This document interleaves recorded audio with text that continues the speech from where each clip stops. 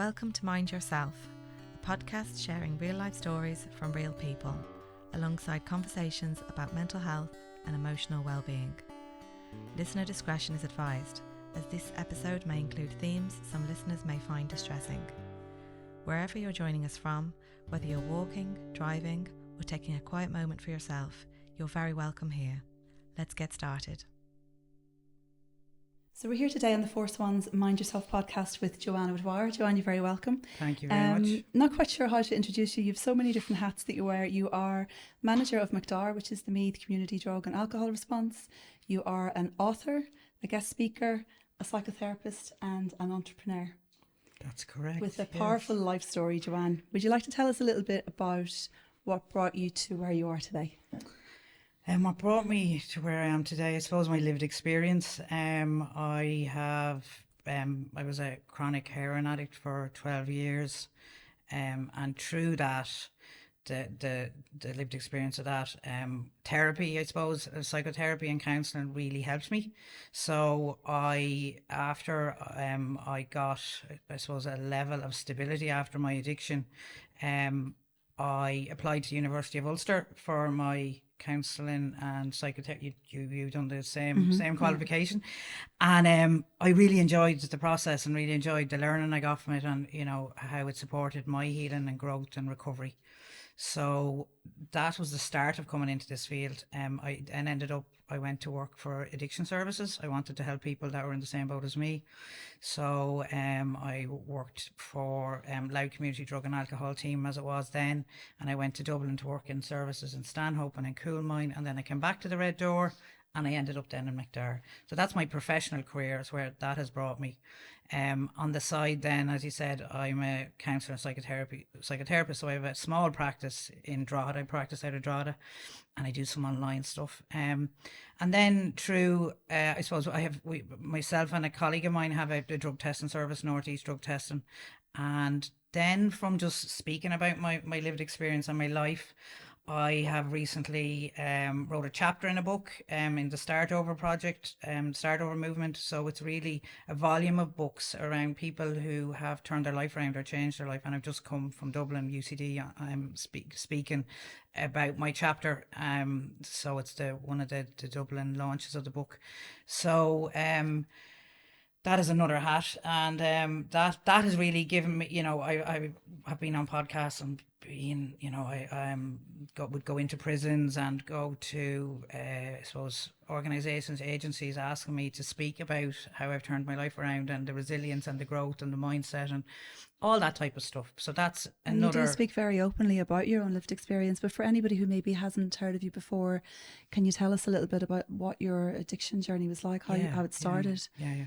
So I suppose we start off as a child. I was very normal background. I was born in the west of Ireland. I was the second of two children. Mum and dad came from a very loving family, but there was addiction in the house. So I grew up in a house where addiction was there every day. Dad was a very functioning alcoholic, but and a businessman, and we never wanted for anything, but there was that in the house. Also, then I had trauma in my childhood. There was childhood sexual abuse from a young age, so that led me to being a very, I suppose, anxious and nervous child, uncertain. I would have always leaned into food as a comfort. So I would have been overweight and bullied when in school. So all of that combination led me into, I suppose, teenage years where I did not like myself and didn't like who I was. We moved a lot. Mum and dad would have, moved a lot with their business.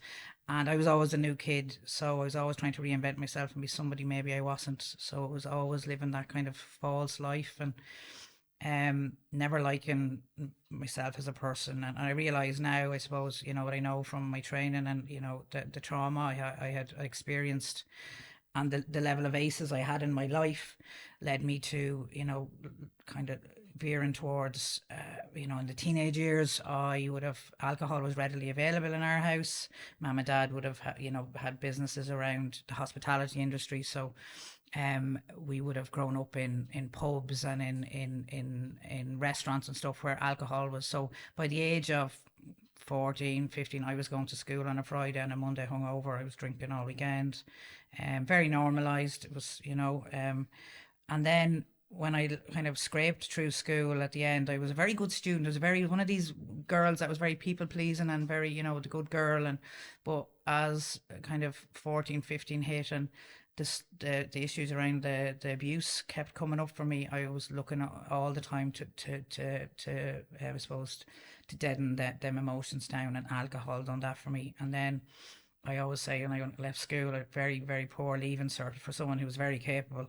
And I went to college, and within 3 or 4 months, I dropped out of college because I'd actively sought out people who were using drugs. I was like, I need something more than this. So I was in college when I was 17, and I was, smoking cannabis, speed, LSD, mushrooms, you name it, anything you get hands on. And it was around that time ecstasy was coming into Ireland, and that would have got very heavily involved in the rave scene. Moved to London for a year and a half with a load of friends, and I had the best time of my life, partying and raving, and it helped me with my weight, because I was always like, when I was 13, I was 13 stone. When I was 14, I was 14 stone. When I was 15, I was 15 stone. Weight was always a problem, because I was just eating to fill that hole or that numbness inside me.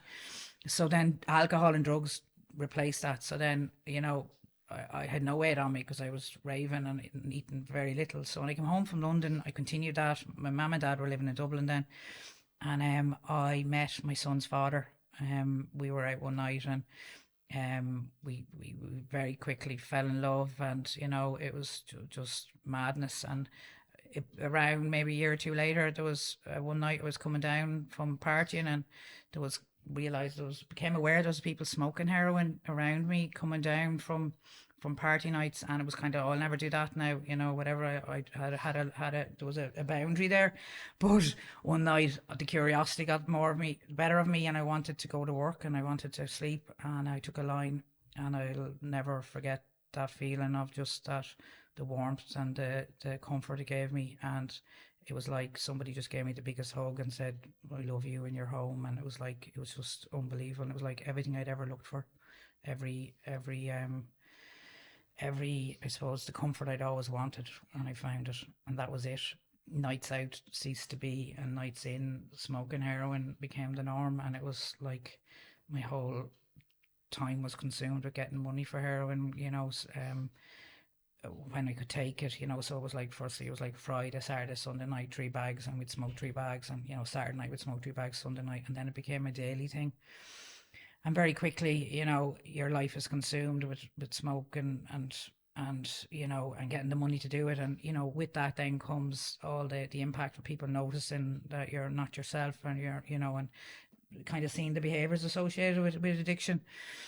And then the day came when there wasn't enough heroin to smoke, and it was like, well, are we better injecting this, because it'll last longer and we'll get more of a hit, and there was people around us injecting.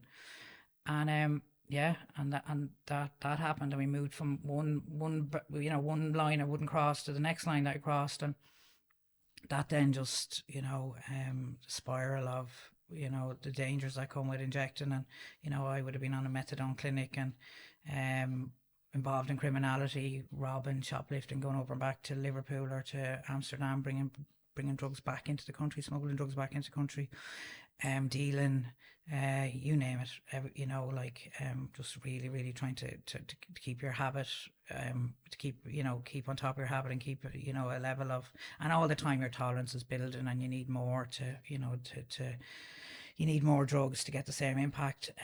So like that was, I suppose, in that time then, attempts to get clean, going into rehab or going to detox or whatever, and you've all that in between. But I suppose I found out I was pregnant with my son in the year of the millennium 2000. Around that time, that Christmas, I found out I was pregnant, and I had him on the 17th of May in the Rotunda Hospital. I was on 40 mils of methadone, and I just really stopped injecting a few months prior to him coming, so he was monitored for withdrawals. I found out at the same time I was hepatitis C positive from injecting, sharing dirty needles, and life was just pretty, and I remember leaving the hospital that day, and Um, they let you, they walk you to the door with your child and they go, bye. And I was after having like conversations with social workers around, where was I going to live and what was, and I was all, and I remember thinking, I can barely mind myself, not to mention this little bundle of joy they're giving me. But hey ho, out the door. And I always say this like around, you'd imagine, and anybody listening will go, well, yeah, she obviously got her shit together now because she had a child. But for a few months I kept it together, and I was, I suppose I stayed relatively clean. I was on methadone, but I wasn't using, and I was attending to my son. But just the overwhelm of having a child in addiction and on my own, and Mark and myself were Mark's mental health. He would have, he was still in addiction, still using, and our lives were just kind of so chaotic that we were just existing together. And I suppose things started to unravel even worse for me then. Mark and myself kind of grew apart, and my life got more and more chaotic. I started injecting cocaine and heroin to get the same impact. I was injecting it to my neck and my groin. It was another 4 or 5 years of absolute chaos until I really got I hit rock bottom. Mark and myself finished and split up, and I would have aligned myself with men that could get me drugs, or I would have, I suppose, used my body to make money for getting drugs. And would have, carried people in my car, would have, really, I suppose, really, I suppose stuff that I would never, as I'm sitting here today, and criminality and shoplifting. And so the rock bottom really came for me when few different things happened. I had a charge for a robbery I was involved in, and I was, meant to be given clean urines in court, and I went to court one day and arrived off my head, and the judge started screaming and roaring at me, telling me I was disrespecting, and I could see the guard walking towards me with the handcuffs, and I was going to prison. And I just started, hysterical, snot flying, like really screaming and roaring, please no. And the realization of what was going on was hitting me, and I was like, no one knew where I was. Like, my son was at home, my mum was minding my son, and I'm going to fucking prison here. And a guard ran out, our guard stood up in the court, and he knew me, and he pleaded with it, and he said, this girl is just, and I got away with it, and I got a suspended sentence and a fine, and I had to give, I had to do everything I was expected. I walked out of the court that day, and the guard ran after me and was like, you're going to end up dead. You're going to, you're going to go to prison, you're going to end up dead if you don't stop. And that and a few other things, like at that stage, my doctor was constantly saying, like, you're injecting into your neck, Joanne. Like, this is, like, you're going to, brain aneurysm, you're going to have a stroke, something's going to. And Keane used to say to me at that stage, like, he was, 5, and he'd be like, take your green medicine, it'll make you better, and he had awareness that I was, this green medicine made Mammy better when she wasn't well. Like, we were living in, like, I used to put empty boxes in the press, so that if anyone came into the house, they thought there was food in the house. You know what I mean? Like, it was just, used to burn like old clothes to keep us warm, and it was just crazy. Sleeping in the back of my car. At times I'd leave Keane with my mother, and I'd, disappear, and just like life was just mental, and I was, just real survival stuff. So Mum and Dad moved down to Castlebelline, where I live now, and it was like, right, here's an opportunity to get out of Dublin, get away from. So I took it. I also met a man around that time. A story that we since be married, and we're separated since. But I always say I probably wouldn't be here only for him. I got a level of stability, and on the 25th of March 2005 was the last time I ever injected anything into my body. So that was the start of getting well and getting better. And then I always say this, I thought I've stopped I've stopped using drugs, so my life, everything should be grand. But I just got rid of the drugs and started overeating, and I ballooned to 25 stone, and I was like just miserable, and my mental health was really bad, and I was suicidal again, and I'd had a few suicide attempts, or half-hour suicide attempts, but it was that thinking was back again, and my head was going, and I was like, this, you've stopped doing I couldn't make sense of the fact that I'd stopped doing the drug that had caused me all this harm, but I was still so unwell. And so it was around that time that I reached out to a therapist, and I said, there's something. And the aha moment came when I realised I've never dealt with all that, the pain and hurt that was there. And that's why I was just swapping one thing for another to fill that hole. So that was the start of, the kind of turnaround for me. I went and saw Paul in Dundalk, and he really encouraged me I loved the experience of the transformation and working with Paul, and, joining all the pieces of the jigsaw together. And it was just, and really, putting into myself and understanding why I was the way I am. And, now I know that trauma and addiction are so highly correlated, and it makes sense to why I was the way I was. But, so I applied as a mature student to University of Ulster because I hadn't a washer, and you go up to North and the fees are cheaper. Anybody who wants to go to college, go up to North.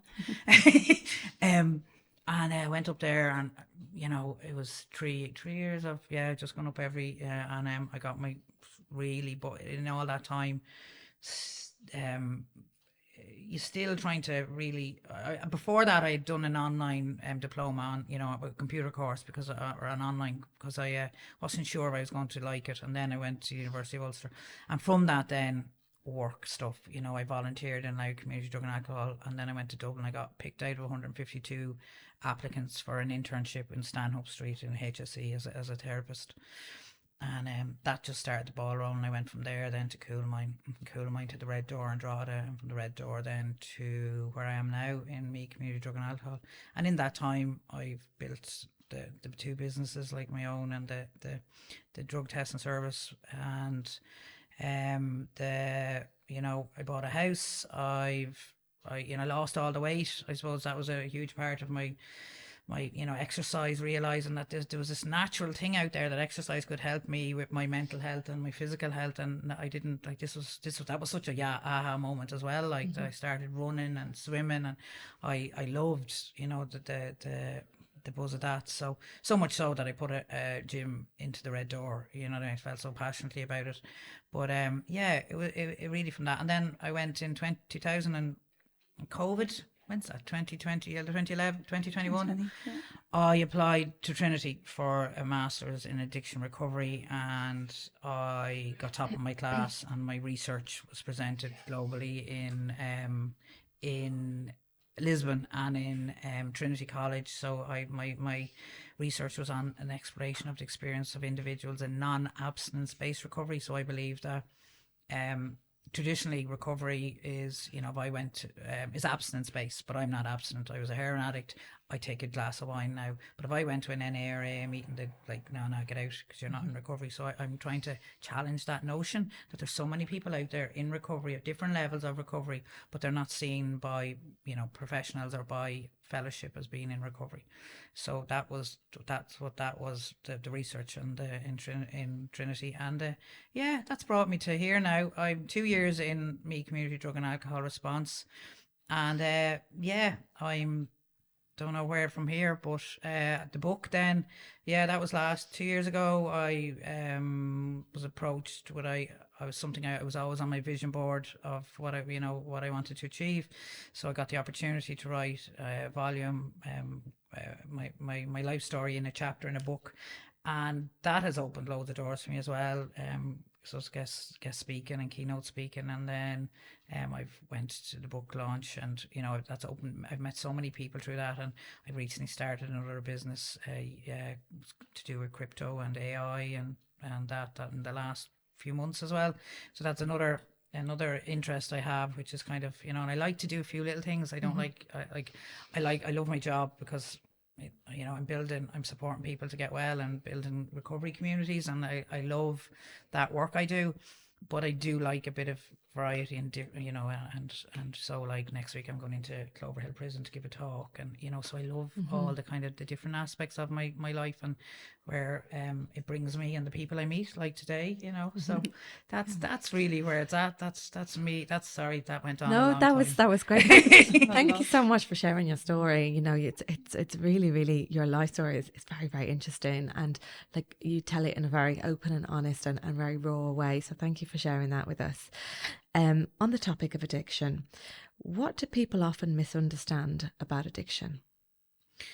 I feel people think firstly that it's somewhat a choice, that people, decide on this, so, people would say people are moral, the old, you're morally wrong, or maybe that addiction is a disease.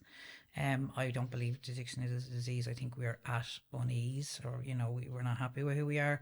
I do feel there's a huge judgment on people who are in, on stigma towards people in addiction. And like I said earlier, addiction and trauma are highly correlated. So when I see somebody in addiction, I always, and Gabor Mate says, but don't ask why the addiction, but why the pain? What was the pain that ended, why you ended up in addiction?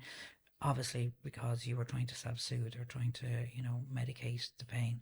So I always say, if I broke my leg in the morning, I went to the Lourdes, they'd give me morphine. But if my head or heart is broke and nobody can see that, and I find one day a glass of wine or a bottle of wine or a line of coke or a bag of heroin or, a bag of weed takes that away, or food or porn or sex or whatever it is that takes me away from that for a while, and bingo, I've just learned to self-medicate and self-soothe. So I'd always say to people, when you see people in addiction and you or see somebody on the street, or, and we'll judge, and that's our nature, we judge. But always stop and ask yourself, well, what is their story that they ended up like that? So anybody comes to our service and they present, I will always, when I see the chaos and the addiction, I was going, what happened to them that they are the way they are? And we see second, third, fourth generation. And I'm always, people come in and, it's my, my mother, father. And I said, well, what happened to your mother and father that they were the way they are? So I think it is paring back the layers and seeing what is behind the addiction and understanding that a bit better. So that, I think that's definitely one misconception. Do you think you also challenge the misconception, Joanne, that people in addiction come from disadvantage? Because that's not what your background was. You had a very secure, happy family background with support, and yet somehow addiction still finds you. So do you think that sometimes people perceive people in addiction as being, I suppose, at a socioeconomic disadvantage, or from broken families, or? So I don't believe addiction, it doesn't discriminate. I have yet to meet any race, creed, religion, and from all backgrounds it impacts. What we don't realise is people who have more money and more privilege are better able to hide it, and have more buffers than somebody in the most marginalised areas. So it's very obvious to see someone, and I'm going to use the example of close beside us here in Drogheda and Moneymore. If someone's in addiction in Moneymore, it's very evident. We see it. It's in our face. But if I'm living in a fancy house in Ballsbridge and I'm in addiction, I can hide it and mask it more, and I'm able to buffer it. And if I do want help, it's easier to access. It's easier to get. So that's, and I do believe that in more marginalised areas or disadvantaged areas, yes, but poverty and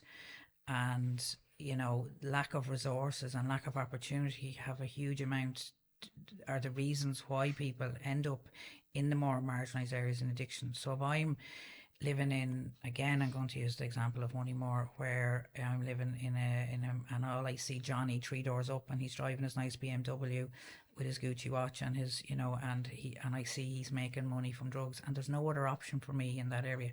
There's no resources, there's no pathways to education, to training, there's no money being put into my area, and all I know is what I've seen generation before.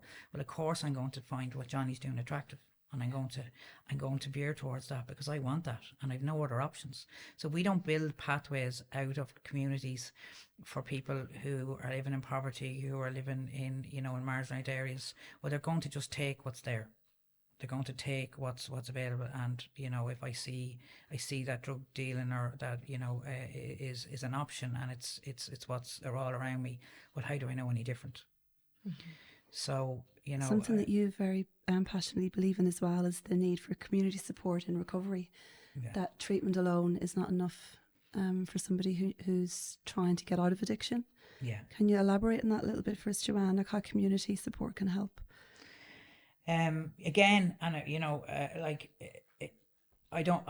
I think treatment has its place, but I think, initially when people want to get recovery, it has its place. So, it's a good foundation. But for people to stay in long-term recovery, the community is where it's at for me anyway. And we'll look at in Meath where we have recovery cafes, and we have events at the weekends, and we have community events of 5Ks, or like this Easter Sunday we're on Bettystown Beach and we have a dip, and that's where I think it's at for me. It's really having everybody in the community with the mindset that recovery is possible, and it's infectious. So if Helen's in recovery and I'm living a few doors up from Helen, and I see what she's doing, that she's she's going to meet and she's meeting with her friends, she's living a lifestyle of recovery, well then I'm gonna she's going to showcase what that looks like for me, and I'm going to mimic it. So that's where where I feel, and that's what research says as well, if we showcase and champion recovery, that other people will see it, and it's contagious, it's infectious. So I do believe treatment has a place, but I definitely think recovery is in the community, and for long-term recovery for people, that's where I feel that we need to start having it more at the forefront of our communities. It has to be in every corner of society, and in everywhere we live. So like if you look at community housing, recovery housing, recovery, I suppose colleges, that it has to be everywhere, and it has to be I suppose mainstream. And I know that sounds like I talk about like recovery festivals, recovery, but to normalize it and make it that it's in every corner of it. Like when we're working for people, that they understand that people need to be in recovery, and what that looks like, that that they might need an hour to go to a meeting on of their day. So I do believe, and with that comes education, and becomes that people are awareness, and that everybody understands what that means in the community. I'm ranting now a bit, but I do like I feel that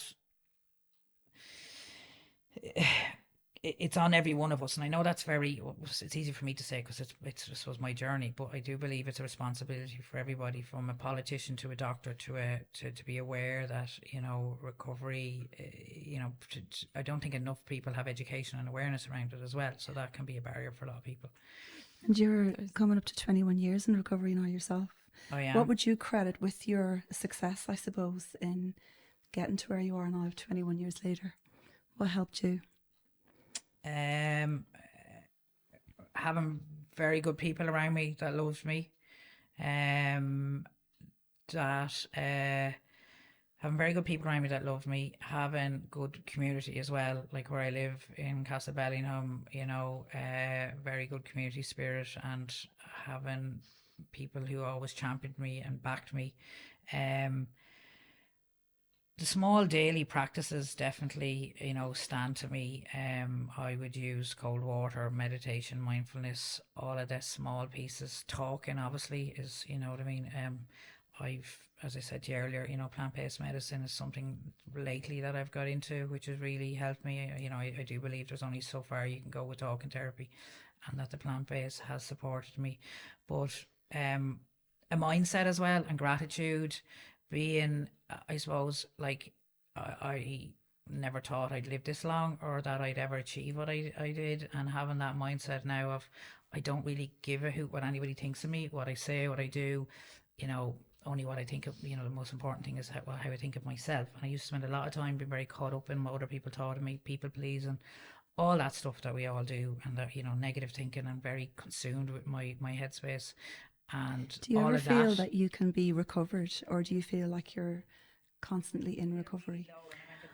I would have people that say to me, why do you keep talking about that you're in recovery? Because like you're not recovered at this stage, like you're 20 years. But I like, even there just after Christmas, I had a really really low time, and my mental health wasn't good. This is again, well, and that was a huge lesson for me and teaching for me that I'm never the full article, and I never want to get that cocky to think I'm fully recovered, because I don't think anybody is ever the full, fully recovered and fully, evolved and formed, because I think I'd be cocky and ego, I'd be delusional to think that. Now I know there's people out there that say, yeah, they're recovered, but I know I definitely have to watch certain behaviours of mine, that I'm, that I can still, and I'm only human, and I can fall back into the overeating, you know what I mean, the extra, you know, another glass of wine, or I can fall into that negative loop of, you know, wanting to people please and wanting to, and overworking and all that. So it is really just still minding myself, as this podcast is called, but really just looking after myself, because I think there's a very fine line, definitely for me anyway, where my mental health can just, and I would definitely, winters are really tough for me. My dad would have been the very same. You know, the dark nights and my mood definitely drops. So I'll be moving to Spain now in a few. That is something, and I don't know if that old age or what it is. Like, I'm 50 next year, and I go, I don't think I can do too many summers in Ireland anymore. And that's just awareness. But yeah, I don't think I'm ever fully recovered, and I don't think I will to the day I go to the grave. I think I'll still be learning and growing and evolving. I think that's part of recovery as well. You know, that I keep bettering myself, and, you know, and educating myself, and, you know, my awareness is still, and I think I'd be bored if I didn't. But that for me is part of my recovery. Because, like, I suppose the drug and the substance was only one part of it. It was everything else. It was my attitude, my mindset, my behaviours. It was awareness. It was everything else that came with that. And I will continue to grow that till the day I go to the grave. So no, I don't think I'm ever recovered. But loads of people will challenge that and go, "You are recovered. You're grand." There seems to be more of a stigma around addiction for women. Why do you think that is? Yeah, definitely. And it's something I experienced, and I would work with a lot. We've like a women's only group in most services would have a women only group, and we won in McDar. The Trish and Cindy work with the women, and I think, firstly, the stigma around women is greater because we should probably know better. I think it's very easy for a man to walk into the door of an addiction service. It's harder for a woman. I think they're judged harder. I think also the fear of, for me anyway, my child being taken off me, you know, so social workers are going to get involved. People know what's really going on behind closed doors. So, and generally, you know, women should know better. We should be more loving and caring, and, you know, who are we to end up in addiction? So I do think society judges women harsher than men. I see that because more men come to our service than women. Now that's changing down, as you know, thankfully. I don't know whether it's by awareness or about the fact that I'm sitting here today talking about it, you know, that more and more people are talking about these issues and normalising it for women. But access to, you know, like, childcare is a big barrier for women that come to our service. So it's easy for a man to, but like, who minds my children when I'm coming to a group or to counselling? How do I get there? And, you know, with my buggy and get on a bus, or get on, you know, and if I don't have a car, there's all these things that men don't have to deal with, you know. And then, like, I think historically, yeah, you know, we should know better, and we should. And definitely for me, when I had Keane, I really felt that, you know, you're a mother now. Like, come on, you should, you know, you're meant to love and care for this child, and you're putting yourself in front of your children, and that's really raw for. You know, I remember years ago being interviewed by a very well-known Irish presenter, and her judgment of me when I said that, you know, that I still continued using when I was a mother, was just. And I remember leaving, going, "Oh God!" Like, it's just so it's really real for women. It's really hard for women to get recovery, harder, you know. So, it's great. There's more and more women, I suppose, talking about their lived experience. But even if you look at all the platforms of, it's mostly men. It's mostly men they're talking about. Mostly men they're talking about their, you know, especially then with criminality or criminal justice or being in prison. You might have men that will talk about that, but women don't want to talk about that because that's just, there's such stigma around that. So I hope it's changing. But Anybody who's listening today who's really resonating with everything that you're saying there, who's maybe thinking recovery isn't possible for them, what would you say to them? I think recovery is possible for anybody. There are really good resources out there now. There's services we're really better than we, you know, we're you know, I suppose there's money being put into more and more into addiction services and treatment and holistic services. So I do think there is more supports that could be better, definitely. I would say that, you know, if somebody is thinking about getting recovery, to reach out, to talk to somebody. Sometimes, you know, when people come to us and they say, you know, it's the first time I've ever talked about this, and a lot of people will be, if they're listening to this and maybe they're nobody knows what's going on for them. So there's all that secrecy and lies and the shame and guilt around what they're doing, and having to own up to that, it can be huge. So I'd say the relief you get from talking about it and being honest is far greater than the lies and dishonesty and the deceit that you're currently living in. And it does free you up so much and even if you're not ready to get recovery straight away, to maybe start thinking about it and talking about it with people. And when you say talk about it, I suppose for somebody who's really lost, like, where can they go? Where can they get support? Well, like if we're living in this area here in Duleek, like you have the Red Door in Drogheda, there is Meath where I work. There's HSE addiction services. There's Dublin, greater cities or in cities and more built up areas. There's more resources, but around here, like in Dundalk, there's Taurus. There's always, I suppose you can go private therapy, AA, NA, CA. There's fantastic Cocaine Anonymous. So cocaine is a huge problem at the moment. So there's Cocaine Anonymous in Drogheda here and in Navan. There's also organised online. You can get meetings online now. Like I could log onto my phone now and get an NA meeting in Vancouver or London. Like that's what COVID really opened up that for people. So you can log on to, there's online resources. Like so many people talk now, like you can listen to podcasts about recovery. Like there's so much information out there now. There's so much people on Instagram and on social media that are talking about this. So there is support there. And I would say for people, if you want to dip your toe into it, to maybe go on to a meeting online. If you don't want to be, go in person, there is ways of tipping into and educating yourself around what you need to do. But if you don't want to go and, actually present in a service or walk in the door of a centre like here or whatever, but I do feel that when people start to talk about it and they will see that that's the way forward and that's how they're going to get better, and the recovery is not linear for anybody. Like it's different for everybody. So what works for me won't work for you or for Helen. It's it's finding what's right for you. But like that, we've there's recovery cafes popping up here and there. Like there's one in Dundalk, there's one in Meath. I know there's ones in Balbriggan. There's so there's so many different resources. But I think walking in the first day of walking in the door of a meeting or in the door of a service, like I see people when they come to me and they're like, they're hiding outside the door, they're ringing me, and I don't want to be seen coming in here. Like so there's but the first day is the hardest, and you see a lot of people when they're walking out the first day, it's like, oh, I'm so glad I've done that. I've made the first move.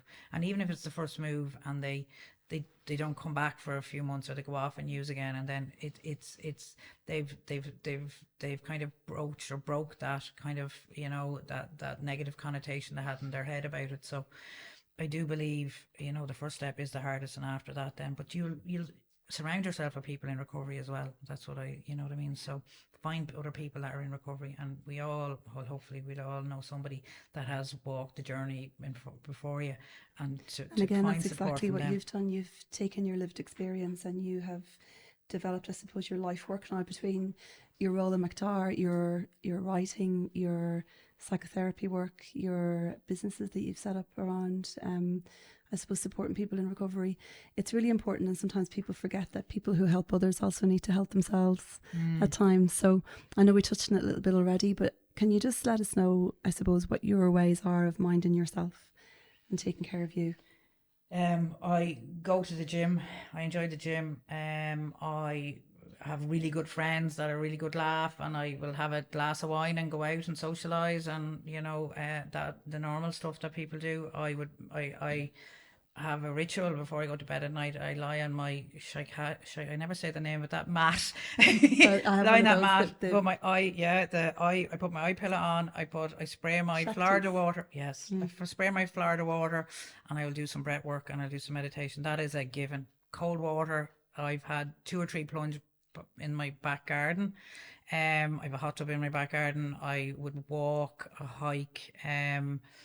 I go back to therapy now and again when I feel I need to. I've done that a few times over my lifetime. Plant-based medicine, as I said, has been something that is, but day-to-day minding myself, just ranting and giving out maybe, or listening to music, it really helps me as well. Some nights I come home from work and I might have been in McDar and I might go and see 2 or 3 clients or whatever, and and I'd be like, I'm going to go for a walk now, and just put my headphones on and just head down the road. And yeah, but like I love my holidays, so like I'm I bought a caravan 2 or 3 years ago. I love going away in the caravan. It just like, oh, it's just like I love it.